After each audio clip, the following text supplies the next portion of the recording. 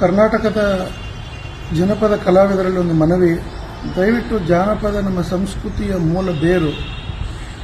ಅವನ್ನ ಕೆಟ್ಟದಾಗಿ ಅಶ್ಲೀಲೆ ಹಾಡುಗಾಡೋ ಮೂಲಕ ಅಥವಾ ಜಾನಪದ ಹೀಗೇನ ಅಂತ ಹೊಸ ಪೀಳಿಗೆ ಅದನ್ನು ಅರ್ಥೈಸ್ಕೊಳ್ಳೋಕೆ ಮುಂಚೆ ನಾವು ಎಚ್ಚೆತ್ಕೋಬೇಕು. ಅಶ್ಲೀಲ ಜನಪದ ಹಾಡೋರನ್ನ ಇತ್ತೀಚೆಗೆ ಪೊಲೀಸ್ ಇಲಾಖೆ ಹಾಗೂ ಇತರ ಸರ್ಕಾರದ ಇಲಾಖೆಗಳು ಕಡಿವಾಣ ಆಗ್ತಿರ್ತಕ್ಕಂಥದ್ದು ಭಾಳ ಒಳ್ಳೆಯದು. ನಾವು ಇದನ್ನು 10 ವರ್ಷ ಮುಂಚೆನೇ ಈ ಆಂದೋಲನ ಮಾಡಿದ್ವಿ. ದಯವಿಟ್ಟು ಇದು ಜನಪದ ಅಲ್ಲ ಅಂತ. ಟ್ರ್ಯಾಕ್ಟ್ ಹಾಡುಗಳು ಮತ್ತು ಅಶ್ಲೀಲ ಪದಗಳು ಜನಪದ ಅಲ್ಲ. ಮೂಲ ಜನಪದಕ್ಕೆ ತನ್ನದೇ ಆದಂಥ ವ್ಯಕ್ತಿತ್ವ ಮತ್ತು ತನ್ನದೇ ಆದಂಥ ಮೂಲ ತತ್ವಗಳಿರ್ತವೆ.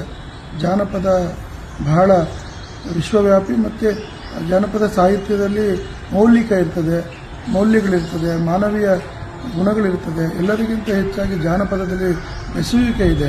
ಇದನ್ನು ತಪ್ಪಾಗಿ ಟ್ರ್ಯಾಕ್ಟ್ ಹಾಡುಗಳು ಅಥವಾ ಮತ್ತಿತರ ಯಾವುದೋ ಅಶ್ಲೀಲನ ಸೇರಿಸಿ ಡಬಲ್ ಮೀನಿಂಗ್ ಮಾಡಿ ಜನಗಳಿಗೆ ತೋರಿಸಿ ಹೊಸ ಪೀಳಿಗೆ ಇದನ್ನೇ ಜಾನಪದ ಅಂತ ಅರ್ಥೈಸ್ಕೋಬಾರ್ದು. ಸರ್ಕಾರ ಇದಕ್ಕೆ ಒಂದು ಕಡಿವಾಣ ಹಾಕಿ ಒಂದು ಕಾಪಿರೈಟ್ ತರಬೇಕು, ಇಂಥದ್ದು ಹಾಡಬೇಕು, ಇಂಥದ್ದು ಹಾಡಬಾರ್ದು ಅಂತ. ಈ ನಿಟ್ಟಲ್ಲಿ ಕನ್ನಡ ಜಾನಪದ ಪರಿಷತ್ತು ರಾಜ್ಯದಲ್ಲಿ ತೀವ್ರವಾಗಿ ಸರ್ಕಾರದ ಜೊತೆಗಿದೆ. ದಯವಿಟ್ಟು ಯಾರ್ಯಾರು ಅಶ್ಲೀಲ ಹಾಡ್ತೀರ ಅವರೆಲ್ಲ ಇನ್ಮೇಲೆ ಬಿಟ್ಬಿಡಿ. ಮೂಲ ಜನಪದದಲ್ಲಿ ಲಕ್ಷಾಂತರ ಹಾಡುಗಳಿದೆ, ಅದನ್ನು ಆಯ್ಕೆ ಮಾಡಿ ಅದನ್ನು ಹಾಡಿ.